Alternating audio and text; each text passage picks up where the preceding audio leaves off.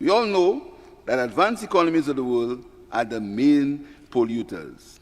Yet, to a large extent, they have failed in their responsibility to provide adequate resources for the world to combat and mitigate the effects of climate change.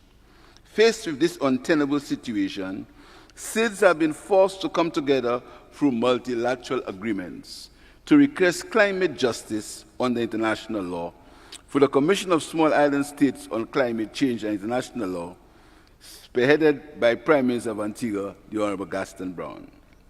St. Lucia's Prime Minister has criticized the rich industrial nations of the world for profiting from climate crimes, but shortchanging the poorer nations when it comes to climate justice.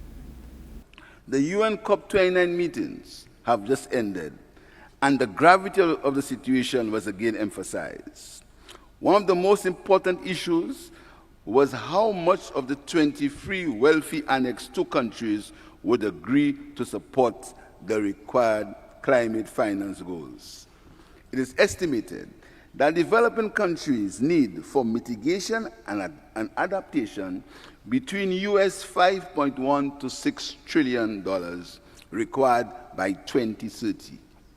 This year, the richer nations agreed to make only $300 billion a year available, which amounts to less than $2 trillion in all.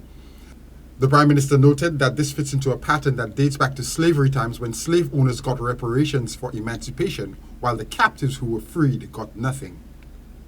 The matter of reparations was again brought to the fore at the recent Core Heads of Government meeting in Samoa, with no agreement reached on this long vexing matter. When Africa was being divided by European powers at the Berlin Conference in 1884, Africa was clearly not at the table, and so the pillage of Africa has continued in various forms, even now in the 21st century.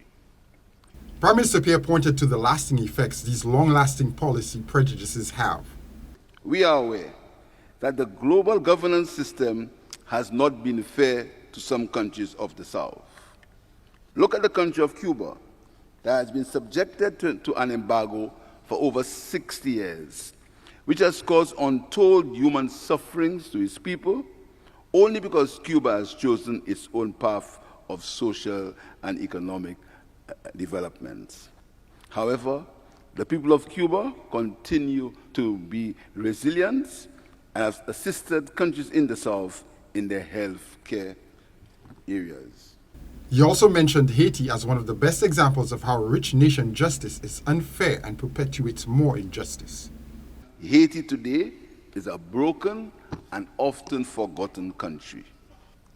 Haiti has been forced to pay reparations to the former ruler of France, battered and destroyed by earthquakes and hurricanes, its people murdered and under siege by rival gangs, causing the majority to be dejected and demoralized, and often treated like as if they were inflicted with a plague when they seek a better life elsewhere in the hemisphere.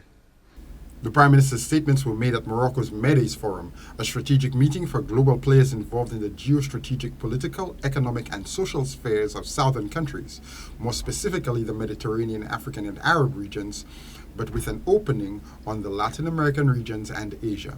For Choice News Now, I'm Jason Seaflay.